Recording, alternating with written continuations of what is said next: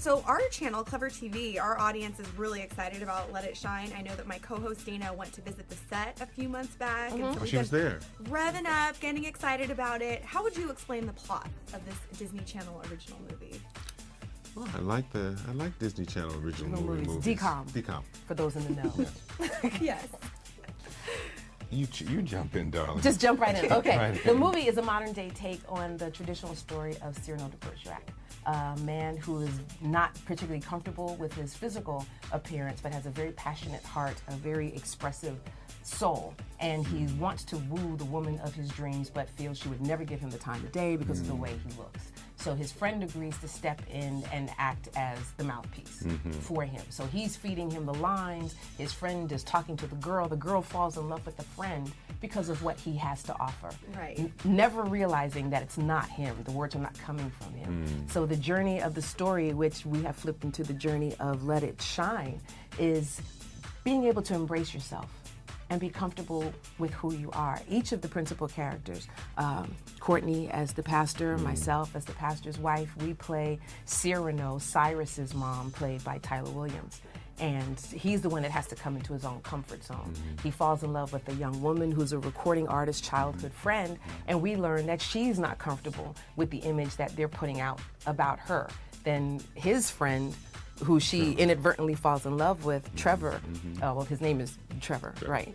He plays Christian, I think, is his character in the movie. He realizes that he's all show and no substance. So throughout the course of the movie, we all learn to shine through to be our best selves. It's just interesting with all these kind of Cyrano de Bergerac kind of stories. Eventually, the sham, the show breaks down, and the person, the Cyrano character, has to actually interact with the love interest and then find his true self and try to find his way. And in finding his way, I think we all have to deal with, well, that's not who we know you as to be. Right. You know, we know you as to be the son of two traditional church mom and church dads, and how we have to deal with his new self. I mean, that's what, especially my character, you're more, I get him, I let him go, Dad, let him be. Yes. And I'm having a hard time with Letting that. go. I'm having a hard time letting him shine. And I love that there's a musical component because, there's such a resurgence or a surgence of music. We see Glee and Lemonade Mouth, which was really successful on the Disney Channel as well. And this is totally groundbreaking and different for the Disney Channel because it's more hip-hop, rap. Break down what that's all about within the film. Well, I think within the context of the traditional church, it's a very relevant. Very relevant, but it's a hard one for us to try to, as a traditional church. As a traditional church. I lead a praise and worship team at my church. Awesome. So you have to deal with that. You have the people who were raised a certain way in the church with a particular kind of music, a particular kind of atmosphere. And then you want to bring in the younger kids. You want to include them, so you speak to them where they are, which is the whole thing about Christianity. God wants to meet you where you are. You don't have to fix yourself. Come into the fold and we can all work and grow together through love and through patience.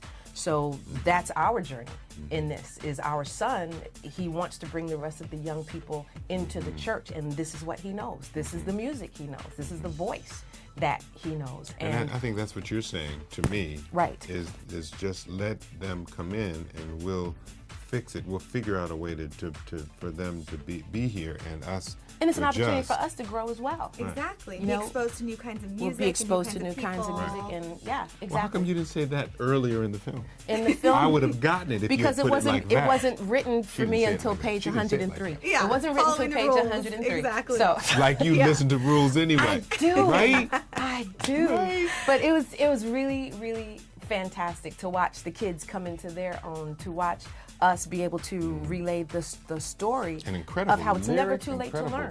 Amazing cast too. What was it like working with some of these young actors and talent? They were awful, just rude, and they ate all the craft service and nothing at all. It's just, they were fantastic. Sweet they were fantastic. Tyler Williams, who plays Cyrus. Everyone got to know him as Chris, and everybody hates Chris, but he's Right. now such a wonderful young man, deep very, voice, very, 19-year-old. oh my gosh, very talented actor and writer and director. And Coco, She Coco 13? Jones, Coco Jones is, well, she just turned Amazing. 14 a couple of days ago. She was 13 when we shot She it. was 13 when she shot the movie. She's 6'1" and absolutely gorgeous. Trevor Jackson plays the best friend. Another one, incredibly talented singer. He's got his own musical career burgeoning, and all of them, all three great dancers, great performers. Danny Tees was our choreographer.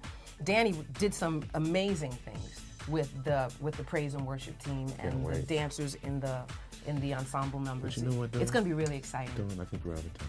We're out of time. Yes, I think I we're actually had a dance solo in the finale, we're out of and time. because No, Courtney don't. couldn't keep We're out up, of it was cut. That's